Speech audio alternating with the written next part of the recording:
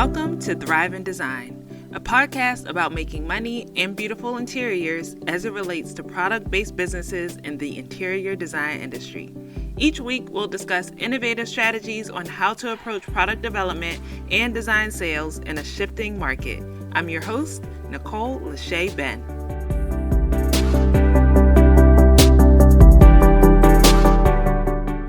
Welcome back to another episode of the Thrive in Design podcast. Today we have Traci Kloos, who is the General Manager of Design and Development at Koroseal. She has more than 25 years of design experience spanning both residential and commercial applications. With a background in architecture and interior design, Traci began her career in residential design in the St. Louis, Missouri market. She joined Masco Corporation on the KraftMaid Cabinetry brand team in 2000 as a member of their design services group. In her 14-year tenure, Traci held positions as a senior designer, design manager, and senior design manager, where she and her team were responsible for all photography, PR, and trade show booth designs for the brand. In 2009, she accepted a role as senior product designer on the Masco Cabinetry team, where she focused on color development, trend analysis, and all new product design introductions for the KraftMaid brand. She went on to join Tarkett North America as a senior design manager before expanding into the director of design marketing role in 2017. In her 7+ years at Tarkett, Traci and her team led initiatives that connected design to the sales organization and customers through visual storytelling. She also tracked market shifts that drove color and style direction for the brand. Traci joined the Koroseal Interior Products team in June of 2021, where she leads design and development for all manufactured wall covering. So welcome to the Thrive in Design podcast, Traci. I'm glad to have you here. Thank you, Nicole. I am so excited and honored to be here with you today. Thank you. So I know a little bit about you just from looking you up on LinkedIn, but tell me a little bit about your career path. What initially sparked your interest in interior design? For me, I was always interested in color and design. I started actually down the path of fashion, and then after getting married and moving out on my own, realized then my passion for interior fashion versus fashion. I just thought that would be, it really opened up a lot of avenues, and I thought that would really be a better path for me. And then I switched my major in school, and kind of the rest is history. So I've really just have always loved putting together, color and design. And when I was in school, I really found my passion for space planning. And then it wasn't till after I joined really my first large organization, so at joining Masco, that I really started a passion for trend forecasting and just understanding trends and where those lead. Right. That's awesome. Well, there is kind of a relationship too between fashion and interior design, because when I think of fashion, I think the runway shows and the trends that they set for the larger market in terms of like clothing. And you're kind of doing that with your career path. So that's amazing. Exactly. And I love that correlation between fashion and interior fashion. So it was interesting when I first started my career, how seeing a lot of color on the runway, you would see that translation a couple years later in interiors. And now watching it happen almost concurrently really kind of broadens our perspective and the opportunity we have to use color and to use design. You don't see that kind of lag in design development as you did years ago. So it's really everything happens, concurrently. I love it. And so you've been able to touch on all different aspects of developing an interior product in your career, from photography to PR to trend setting. So what have you found most captivating in all of your roles? Oh, wow, that's a good question. I think for me, the interesting part has been great companies recognize that design is really inherent in all steps of the process. You're the one that's tracking the market, understanding the trends, and then developing products that are going to speak to that need. But then it's the next step of developing the product and then taking it through the launch cycle, and then, actually bringing it to market. So design really should be at all those touch points within the process. When design isn't, when companies try to sequester design in one location or another, I think that's when you have a breakdown, because really design is that touch point, really the only one throughout the entire process when it comes to development. As we get into talking about development, before we dive into that conversation, let's talk about Koroseal. Yes. I'm a former employee of Koroseal. I was on the sales team for 4 years in the New York City market. And, Koroseal has such a robust line of products and can really reach so many different types of markets. So I know about the products, but tell me about the products, or the audience about the products that Koroseal offers. Yes. So I think the biggest misconception is Koroseal is only wall covering, and it's so much more than that.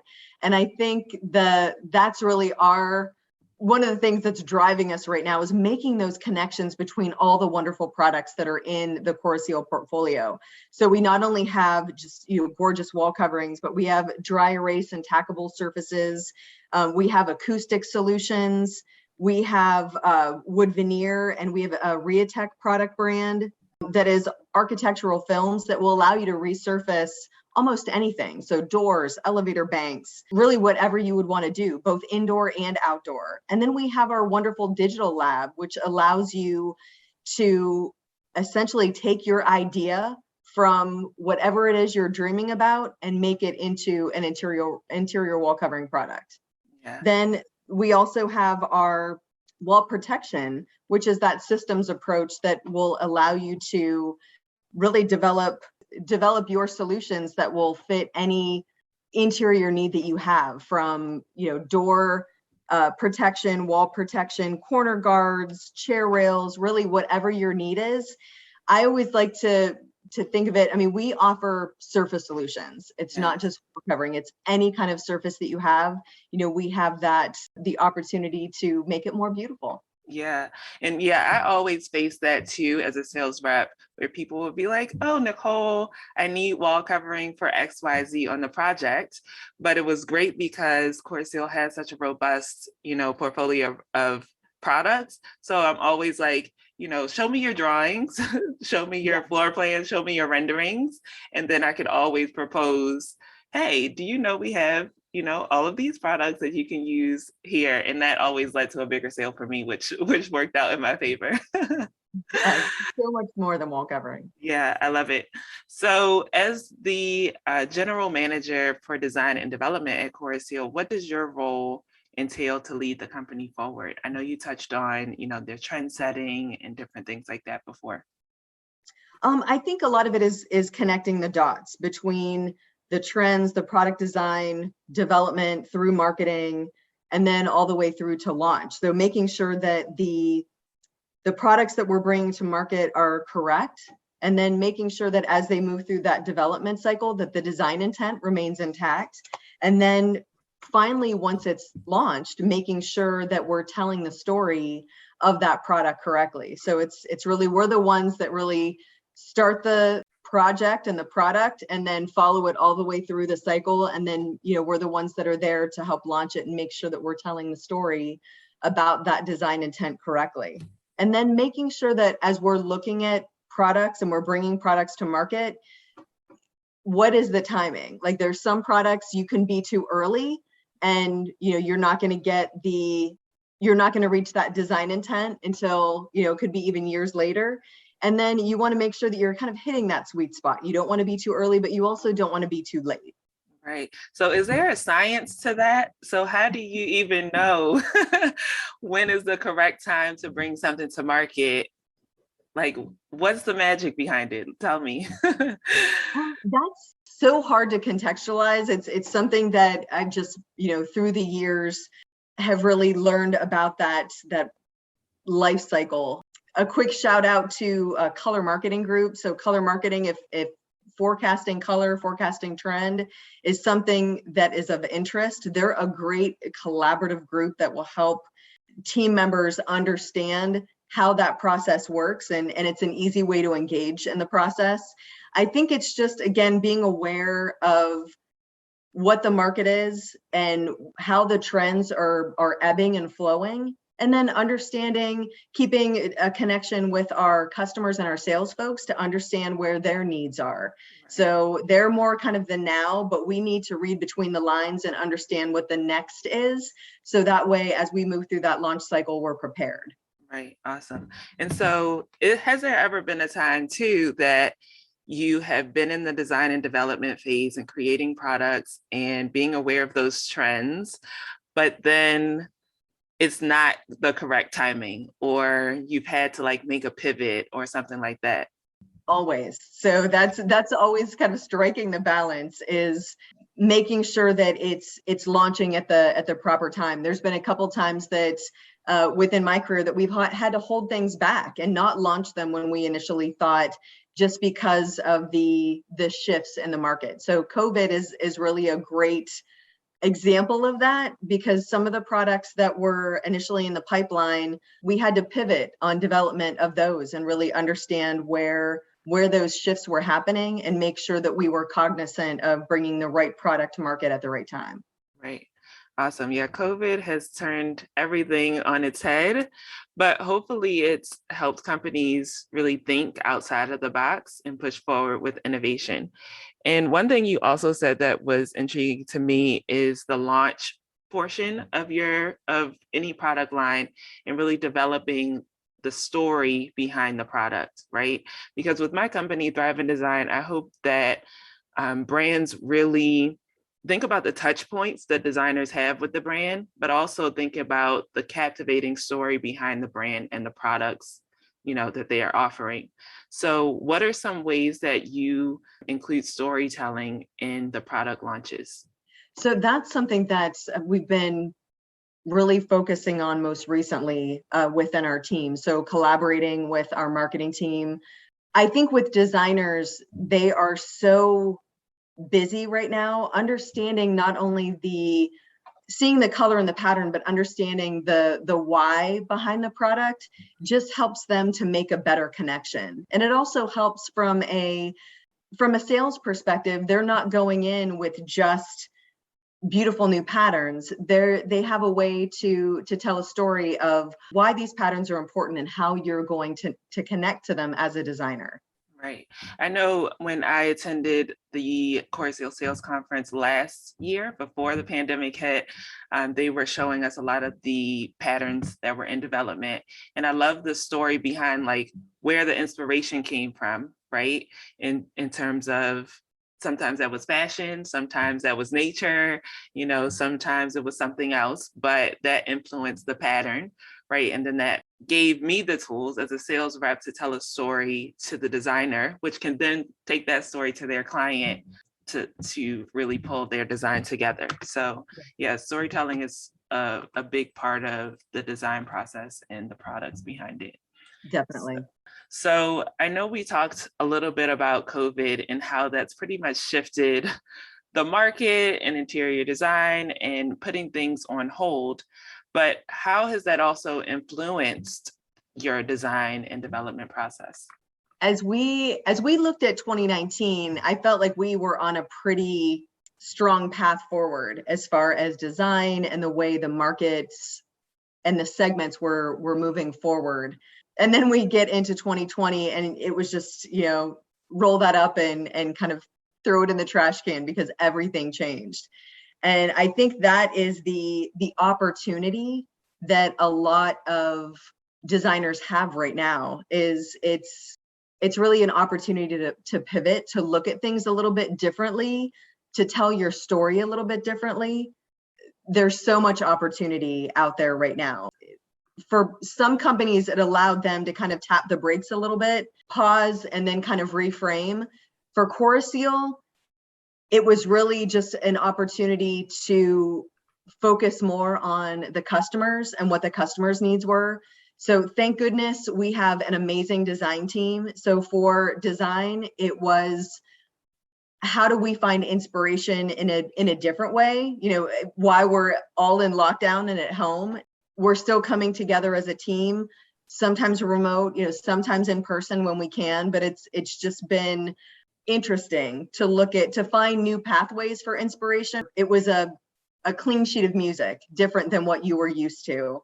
When it came to our marketing team, we have an amazing marketing team, and kudos to them for pivoting so quickly and bringing together digital solutions that were more about the online experience versus having those physical tools that our sales team members typically relied on. And kudos to our sales team members who really focused on how their customers were working and really what that experience looked like. Because it's so interesting to me, even now when I speak to some of our sales team members, which is weekly, really every one of them is taking a different path to market. Like there are some markets that are much more open than others.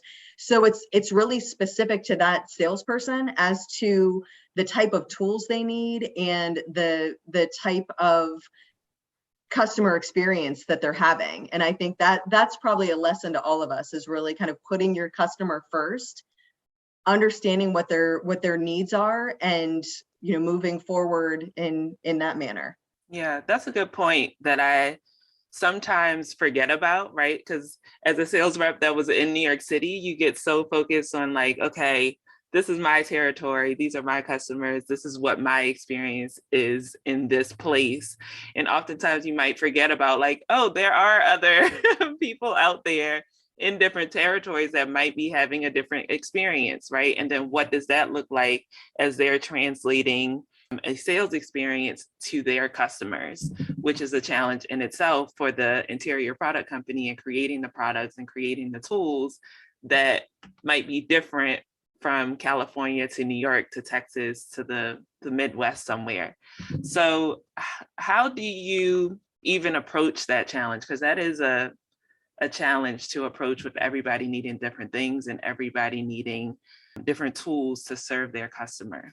So for us, it's again moving forward with more digital solutions than we are physical, but we're trying to balance the physical tools with the digital. And then again, just kind of telling a great story in conjunction with our products. Designers are so stretched right now. Many firms have downsized through COVID. So designers are really asked to do so much more than they were in the past. So it's really understanding what those needs are and bringing really solutions to them that are just not one thing. So how can we package more products together and provide a cohesive solution to them and allow them to kind of do a little bit more with less? So, just coming with wall covering, that's probably not going to cut it any longer. We really are focusing on packaging all of those solutions together to provide a one-stop shop for designers. Right. Awesome. So it's the balance of creating a digital solution and something that's a little bit offline, right? And then creating almost like a holistic solution in terms of the product offering when you're becoming a part of their design process then. Right. And then really curating that solution for your designer. So because as you said, like all markets are just so different right now. Right, exactly. So as we look to the future and innovation in the interior design industry, what are some of your hopes or predictions for whether it be for interior products, for trends, or for even how companies are approaching sales and products? The space for new opportunities is just so vast. Whether you're a small company or a large company, the space to innovate and come up with new and unique solutions is just wide open. Through the pandemic, it's really allowed people to think differently, to approach business differently, approach creativity in a different way. So I think it's those that have continued to push the envelope on innovation and product development are going to reap those benefits as we move forward in the coming years. Those who have kind of, sat back and watched, it might take them a little bit longer to catch up. Yeah, for sure.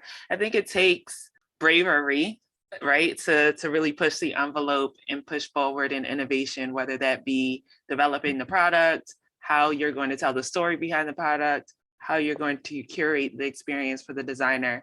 I know just looking at the market, right, before COVID, I was really gung-ho on digital experiences and how we can work that into the sales process. That was a foreign concept to everybody, right? So now as it's forced onto us, people have adopted it. But I hope that in having that force to shift, people are more proactive to think about, if the market shifts in any direction, right, whether it's COVID or not, they're open to innovation in all facets. So what are some exciting things that the industry can look forward to in the next year from Koroseal? We have a very aggressive launch schedule for 2022 that we're really excited about. So just in Q1, so coming out first quarter, we're going to hit the ground running with a new product offering called Takumi. And Takumi is a product line that we work together with our parent company, Sengetsu, out of Japan, to curate beautiful handcrafted materials that are one of a kind. They're all handcrafted. They're all just beautiful natural materials. We have opulent corks, luxurious foils, lovely weaves, micas, and washi papers. All of them are just beautiful. I mean, that's really the only word that I can use. And if you're looking for a solution that is unique, that is different, and really to set your project apart from other projects, Takumi would definitely be a place to look. And then we have our beautiful manufactured wall covering that we have a large collection that is going to launch early in Q1 that is going to talk a little bit about taking a minute to breathe. So getting a moment of respite, being mindful, and allowing yourself to disconnect for just a moment before kind of tackling the needs of the day. So we have some beautiful kind of watercolor prints, some lovely weaves that will go along with that. So some great basic staple textures, and then really some lovely prints that will accompany that package. And with our new state-of-the-art machinery that's in our plant, our manufacturing facility in Louisville, it really allows us to print clear, clean, crisp images in register like we had never have before. So that really sets us apart from our competition. So if you've not looked at Koroseal for a while, I would invite you to come back to Koroseal, take a look. We have some beautiful new introductions that came out last year, and we have some really exciting things planned for 22. And then tell us where to find you at HD. So you can always find us on our social media channels and also on our website at www.koroseal.com. But we are planning a return to the Hospitality Design Show in April. So it's April 26th through 28th, and you can find us at booth 3907, so front and center. And we're really excited to be getting back into trade shows for 2022. Yes, that is so exciting. Traci, thank you so much for taking the time to chat with me today. I enjoyed learning about your career path and inspiration behind design and development, what is coming up for Koroseal, and I can't wait to see all the new products. Thank you, Nicole. It's been a pleasure. Thanks for joining us this week on Thrive in Design. Be sure to follow us on Instagram at Thrive in Design. And for more strategies on how your product company can innovate in the interior design industry, head to training.thriveindesign.co. As always, subscribe to the show to catch every new episode and leave us a review so we can continue to create captivating content. See you next week.